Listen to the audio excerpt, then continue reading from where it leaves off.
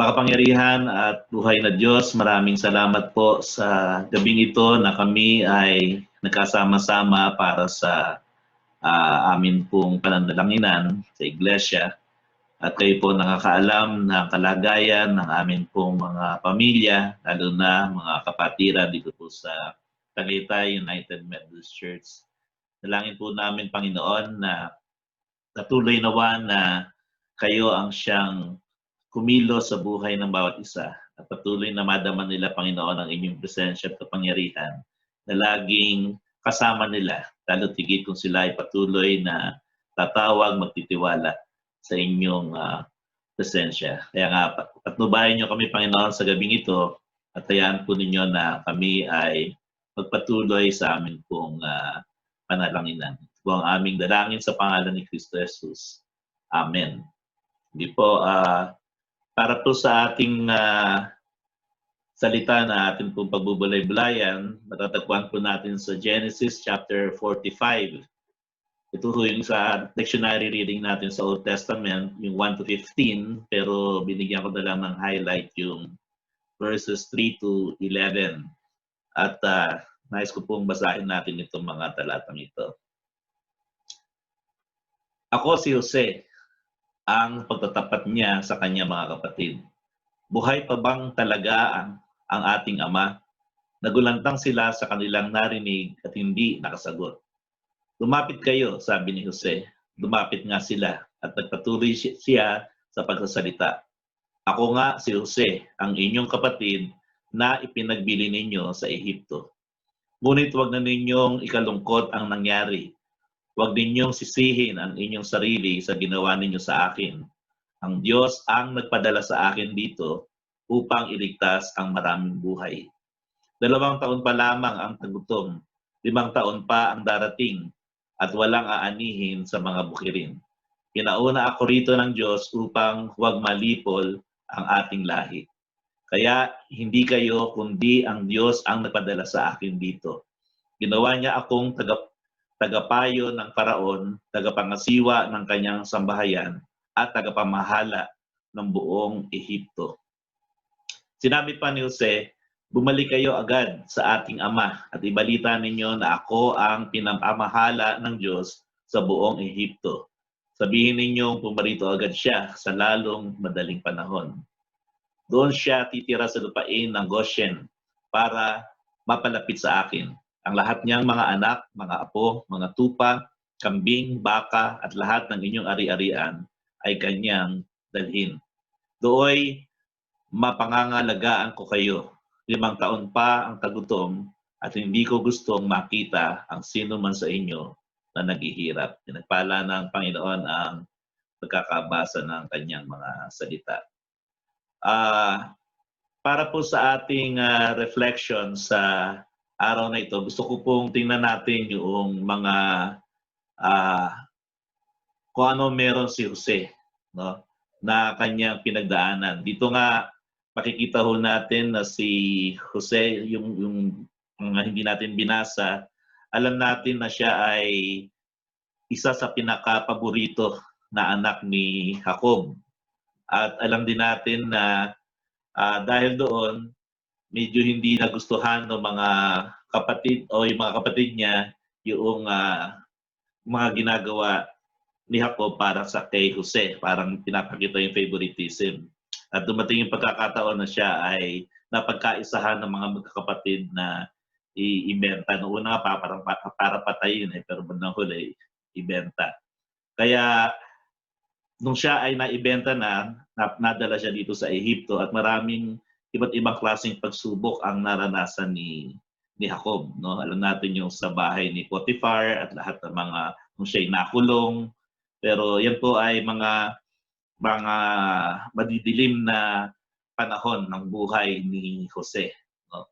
Pero dito ang makikita natin kay Jose, yung aking pinakita dito sa ating pong PowerPoint, siya ay nagpakatatag sa pananalig sa Diyos. No? Yun po yung isang bagay na makikita natin dito kay Jose. Yan, nagpakatatag sa pananalig sa Diyos sa kabila ng matinding pagsubok. At ang makikita rin natin sa kanyang pagkatao, hindi siya nagtanim ng galit. At bandang huli, makikita pa rin natin yung katapatan niya sa Diyos sa pamamagitan ng pagpapatawad. Yun ang naghari sa kanyang puso at saka yung malasakit at pag-ibig kahit doon sa mga taong gumawa ng masama sa kanya. At siya ay patuloy na naging tapat sa Diyos. Ngayon, ito ho yung mga prayer points natin sa araw na ito. No? Una, ito yung naging problema ng kanyang mga kapatid. Sila yung mga naging maingitin. Ngayon kasi pag nagkaroon ng inggit ang isang tao, medyo ibang spirito na yung pumapasok sa kanya kaya nakakaisip na ng mga paggawa ng masama laban sa kanyang kapwa. Kaya pangalawa dito na prayer points natin sa mga tao sa panahon natin ngayon, lalo na sa panahon ng pandemic, siyempre nagkakaroon na ng inggitan, yung napapaboran at yung hindi napapaboran, lalo na sa panahon ng pandemic, yung gumagawa ng masama dahil laban sa kanilang kapwa, at yung kasinungalingan o hindi pagsasabi ng totoo. Ito yung mga ginawa rin ng kapatid ni Jose sa kanya. Nainggit sila, ginawa ng masama si Jose, at nagsinungaling sila doon sa kanilang ama at sinabi nga na namatay na itong kanyang paboritong anak. At yan po ay nagbibigay ng sama ng loob, ng kalungkutan doon sa mga taong nagagawa ng ganito. Kaya ito ho yung mga ipapanalangin natin doon sa mga tao na maalis ito, yung ganitong spirito sa buhay ng mga tao kahit sa atin ng mga mananampalataya. Gayun din, napakaganda ho ng response ng Diyos. No? Sabi rito, iningatan ng Diyos si Jose. Sa kanyang lahat ng kanyang pinagdaanan, nandoon yung pag-iingat, bagamat naranasan niya yung paghihirap, pero yung pag-iingat, nandun pa rin. Tapos binigyan siya ng talento ng Diyos. At isa sa mga talento binigay sa kanya yung makapagpaliwanag ng panaginip. Kaya nakarating yung binigay sa kanyang talento na yon hanggang sa paraon ng Ehipto. At yun po ang naging dahilan kung bakit yung panaginip ng paraon ay kanyang naipaliwanag. At dahil siya yung nakapagpaliwanag, sa kanya pinagkatiwala yung bagay na pwede niyang gawin ayon doon sa kanyang nakita na revelation ng Diyos sa kanya. Kaya siya naging mabuting katiwala. Sabi nga, hindi lamang doon sa tahanan ni Paraon, kundi sa buong Ehipto na. At syempre, kasama roon, siya'y lubos na pinagpala ng Diyos. Kaya ganyan po yung nakikita natin na nagiging pagtugon ng Panginoon kapag tayo ay nagpatuloy na tapat sa ating pananampalataya, hindi nagtatanim ng galit, marunong magpatawad, at naghahari sa ating buhay yung pagmamalasakit. Kaya ayun po yung ating hilingin na patuloy tayong gabayan ng Panginoon sa ganitong mga kalagayan. At syempre, ito ho yung mga prayer concerns natin. Meron tayong katatapos lang ng aming yung cabinet meeting, at meron doong pinakita sa amin na ang tawag doon blessed model, no, yung spiritual pagpapalakas sa panahon ng pandemic. At ito daw yung mga needs na dapat matugunan sa bawat buhay ng tao, no, sa ating pamilya, sa ating society. Kaya yung blessed na yan ay una, letter B, yung belonging needs. So ipag-pray natin yung belonging needs at may kinalaman ito sa relationship. No? So, lalo na ngayon panahon na lockdown ulit tayo, yung mga pamilya, siyempre sa simula masaya yan dahil nagkakasama-sama, pero habang tumatagal ay nagiging stressful na rin yung relationship at nagkakaroon ng hindi pagkakaunawaan. Kaya patuloy nating ipanalangin na yung relationship ay patuloy na maging matatag. Dahil yung belonging need naman ay nandyan, maganda na lagi ka may kasangga, may kasama ka. At yung pamilya ang isa sa pinakamagandang nagbibigay sa atin ng lakas sa panahon na nangangailangan tayo. Pangalawa, yung letter L do sa bless ay yung livelihood needs. So, syempre, kailangan matugunan yung tungkol sa ating physical na kalagayan, yung ating kalusugan, at yung finances. Kaya nga kailangan natin ng finances dahil marami tayong pangangailangan sa pagkain, sa gamot, yan, at saka yung mga resources para masustain yung buhay natin. At syempre, ang problema natin sa panahon ngayon yung unemployment. No? Kaya yung sama sa livelihood need ay yung employment. So ipanalangin natin lahat ng mga tao na nangangailangan ng mga bagong kakayanan no, na ma-develop sa kanila para kahit wala ho yung employment sa mga establishment ay yung entrepreneurship, yung sariling magagawa mo sa iyong buhay para ikaw ay kumita sa maayos pa ring paraan. And then, syempre, nandiyan yung letter E sa bless, yung emotional needs. So, dahil nga very stressful yung pandemic na ito, kailangan natin na manatili yung mental health. No? So, marami ng mga tao ang, sabi nga, yung first 3 months daw nung ating karanasan ay bumagsak tayo. No? So, emotionally, marami ang nahirapan. Pero nung medyo nakaka-recover na tayo nung hindi pa nagkakaroon ng GCQ, ay tumataas na yung ating emotional level at nagiging maayos. Pero ngayong bumalik na naman, sabi nga baka sumadsad pa to kesa doon sa impact noong unang dumating yung COVID. Kaya ito na raw yung panahon, sabi ng mga professional, na ito yung panahon na marami na nag-iisip na mag-suicide o kaya saktan yung sarili. Yan, kaya dumarating na dyan. Kaya kailangan yung safety needs na maipanalangin natin na magkaroon ng magandang mental health, maalis yung sa suicide, yan, yung saktan yung sarili nila, yung threat sa iba, no, at saka yung domestic violence. Yung domestic violence, ito rin ay nangyayari dahil nga sa pagsasama-sama na sa loob ng pamilya, kung hindi nagkakasundo, nagkakaunawaan, nagkakaroon ng domestic violence. Kaya meron tayong nababalitaan na yung anak pinatay yung tatay, di ba? Yung mga ganong tipo. So, ito po yung nangyayari sa ating kasalukuyang ngayon. So, ipag-pray din natin yung spiritual needs, syempre, yung faith, dahil nga wala hindi na tayo nakikita-kita, wala pagkakataon na magkaroon ng personal na physical na pagkikita, talagang online at sa virtual na lang tayo nakikita. Pero may mga pamamaraan pa rin para magpalakasan tayo sa ating spiritual needs. No? At marami na rin nagkakaroon ng mga spiritual struggle. Kaya mahalaga ho yung mga sinishare nating mga karanasan, yung panalangin, lahat po yan. No? Kaya ang mga tao ngayon naghahanap na raw ng kasama sa spiritual needs, yung meaning making. Meron pa bang meaning ang buhay ko? Kaya minsan gumagawa na ang tao ng paraan para maka-cope up siya para maging meaningful yung buhay. Itong gagawin ko. Kaya iba nagtatanim, yung iba ay kung ano yung ginagawa. Pero syempre nga, habang nakikita mo yung tinatanim mo, na-appreciate mo ang Panginoon dahil nakikita mo napakabuti ng Diyos na talagang kahit sa nature ay pinapakita niya yung kanyang presensya. So spiritually, nakakatulong sa atin yung mga ganun. Syempre, yung purpose ng buhay. Tayo nagpapatuloy pa rin in spite of itong ating kalagayan, hindi natin alam kung hanggang kailan, pero kung may purpose yung buhay mo, alam mo na bahagi dito sa nangyayari sa ating mundo ay gagamitin ka pa rin ng Panginoon.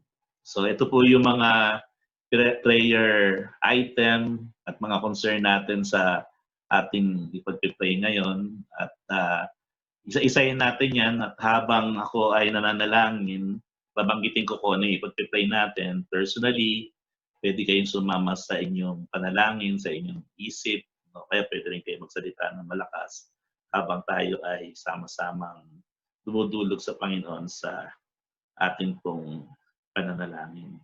Kaya sa diwa pong yan, tayo ay patuloy na lumapit sa ating Panginoon. Sige ho, tayo po ay mananalangin.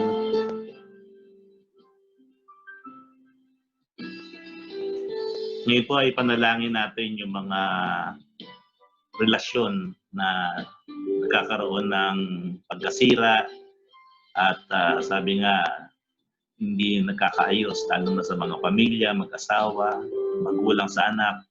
Itaas lang natin sa panalangin na magkaroon ng pagkilos ang Diyos sa mga pamilyang yan, sa mga tahanan. Maging sa ating pong gobyerno, ganun din, no, yung mga hindi nakakaisa na mga namumuno sa ating bansa tungkol sa relationship din po yan. Sama natin.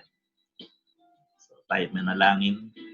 Panginoon, sa oras pong ito, Itinataas po namin sa inyo ang bawat sektor ng aming komunidad. Una, sa aming pong mga pamilya. Kayo po ang nakakaalam kung ano ang kalagayan ng aming mga sambahayan. At kung meron po mga pagkakataon na dumarating yung hindi pagkakaunawaan, meron po mga alitan, may sigalot, meron po mga sakitan sa pamamagitan ng mga salita. Kaya minsan umaabot po doon sa mga physical na pananakit. Dinadalangin po namin, Panginoon, na kayo po ang magbuhos ng inyong pag-ibig na patuloy na magdadala ng pag-uunawaan.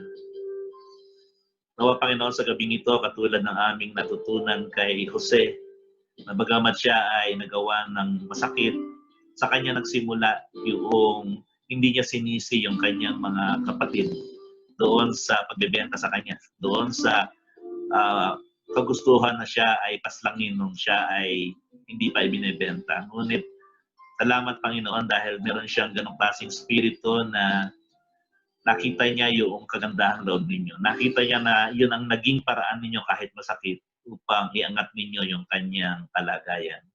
Kaya nga dinadalangin po namin, Panginoon, ang mga relationship na patuloy po ninyong pagpapalain. Kayo po ang siyang pag-iingat sa bawat buhay na nakikiugnay sa isa't isa. At umaasa kami, Panginoon, na kayo ang laging maghahari, yung inyong pag-ibig at pagpapatawad ang siyang maghahari sa aming mga puso. Upang ang lahat ng mga relasyong ito na nawawasak ay magkaroon uli ng pagkakataon upang ito ay manumbalik. Kaya nga salamat, Panginoon, dahil bubuin po ninyo ang mga relasyong na nawawasak. Relasyon ng mag-asawa, relasyon ng magulang sa kanyang anak, relasyon ng mga magkakapatid, relasyon ng mga magkakaibigan, relasyon ng mga magkakasama sa kanilang mga pinagtatrabahuhan, kung sila man ay nakakasama ngayon. At lahat ng mga kumikilos na magkakasama, lalo na yung mga frontliner, Panginoon, sa panahon ng kanilang kapaguran, yung pagiging mababa ng kanilang physical na kalakasan, hayaan po ninyo na masustain ninyo sila, Panginoon, sa pamamagitan ng inyong kalakasang ipagkakaloob sa kanila. Panginoon, sa pagkakataong ito, ay amin naman pong itinataas yung pangangailangan para sa magandang kalusugan. Kaya lahat po, Panginoon, na mayroong karamdaman. Unay, may karamdaman ng COVID, lahat ng mayroong mga infeksyon, Panginoon, sa pangalan ni Kristo Jesus, ay aming itinataas ang bawat sa kanila. Hindi man namin sila kilala, ngunit sila'y kasama namin dito sa bansang ito at sa ibang bansa din naman. Itinataas namin na yung inyong kapangyarihan ng pagpapagaling na dahil nga sa inyong bugtong na anak ang aming Panginoong Jesucristo sa kanyang sugat at latay na natamo doon sa krus ay kami nagsigaling. Kaya inaangkin po namin na ito yung mararanasan at pagkakagawa po ninyo yung kagalingan. At hayaan po ninyo yung mayroong magandang kalusugan, manatili silang protektado at laging manatiling malusog. At di lamang sa kanilang mga physical na pangatawan, kundi maging sa kanilang mga pangangailangan upang masustain yung kanilang mga physical at material na mga pangangailangan. Sa finances, Panginoon, patuloy namin dinadalangin na paunlarin po ninyo sa panahon ito ng pandemya, kahit yung mga nagtitinda ng kung ano man, Panginoon, ay ito'y makakatulong para sa kanilang pang-araw-araw na pangangailangan. At kayo po ang magbibigay ng mga resources, Panginoon, sa kanila. At patuloy na magkaroon pa rin ng mga trabaho, yung mga nawalan, kung paano ito mangyayari, Panginoon, alam namin may paraan kayo. At gagamitin ninyo, Panginoon, ang mga tao na pinagpapala ninyo ng lubos kahit sa panahon nitong pandemic. Kaya nga, salamat, Panginoon, dahil alam namin na hindi kami magugutom, patuloy po ninyong isusupply ang lahat ng aming pangangailangan. Natuturuan nyo kami para maging matatag at matuto upang gawin namin yung mga bagay na aming dapat gawin sa panahong ito. Panginoon, patuloy po namin dinadalangin din yung sa emotional needs. No? Lahat ng mga tao na dahil sa pandemic na ito, sa mga karanasan nila, sa kanilang pang-araw-araw na buhay na mga nanghihina na, nawalan ng pag-asa, nagkaroon ng takot, at nakaranas na sila ay iniwan, sila ay nag-iisa. Panginoon, alam namin na ito ay makaka-apekto sa kanilang kaisipan, sa kanilang emosyon. Kaya patuloy namin dinadalangin na gamitin po ninyo, Panginoon, yung mga tao na pwedeng mayroong emotional na strength na makatulong sa mga nangihinang ito. At maging ang amin po mga LGU, local government units, mga barangay, yung amin pong mga lungsod, pamahalaan, ay inyo pong bibigyan sila ng karunungan upang matulungan sa aspeto ng pagiging maayos sa kaisipan ang mga tao na nangangailangan. Kaya nga, Panginoon, patuloy din namin tinataas yung safety needs. No? Sila na dahil nga sa mga takot at sa kawalan ng pag-asa ay nag-iisip na mag-suicide o kaya sinasaktan ng sarili dahil meron silang tinatawag na self-pity, itinataas po namin silang lahat sa inyo, Panginoon. At yung iba na dahil nga nagkakaroon na ng nawawala sa sarili ay nagagawa na ring manakit ng kanyang mga pamilya o ibang mga tao, itinataas din po namin sila, Panginoon, upang kayo po ang siyang magbukas at magbigay ng liwanag sa kanilang mga kaisipan at gumamit kayo ng mga lalaki at babae na tutulong upang ito ay matugunan. Kahit po yung mga domestic violence na nangyayari sa mga pamilya sa aming paligid, Panginoon, patuloy naming tinataas na kayo po ang magkokontrol at magbibigay ng kahinahunan sa mga tao sa panahong ito na sila ay nakakaroon ng mga pangamba sa kanilang buhay. Panginoon, gayon din amin pong itinataas ang lahat ng mga tao sa kanilang pangangailangan na maranasan yung presensya ninyo, na yung paglakas ng kanilang pananampalataya, na magkaroon ng katatagan sa paniniwala na mayroong isang Diyos na buhay na dumidinig ng amin pong mga panalangin. Mayroong isang Diyos na makapangyarihan na patuloy na nagbibigay sa amin ng lakas at nagtuturo at pumapatnubay upang magampanan namin yung mga bagay na alam namin na hindi imposible kung kami ay susunod sa inyong kalooban. Kayaan po ninyo na sa panahon ito ng pandemic, patuloy pa rin kami magkaroon ng meaning yung aming mga buhay. At nakita namin na kaya kami umabot sa ganitong panahon ng pandemic, kahit kami ay nasa gitna ng ganitong kalagayan.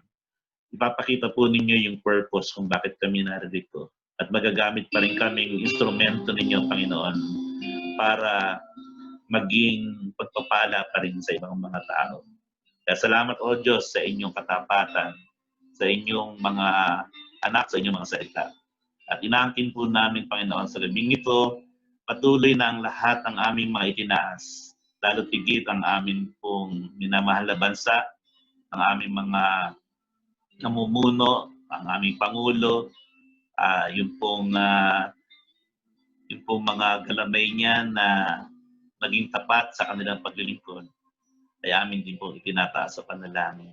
Hindi, Panginoon, ang bawat simbahan, lalo na ang mga evangelical churches, yung aming mga obispo, mga district superintendents, yung mga pastor, diakonesa, lahat ng mga workers na tinawag ninyo, alam ko po, bibigyan po ninyo ng bagong kahulugan yung kanilang buhay.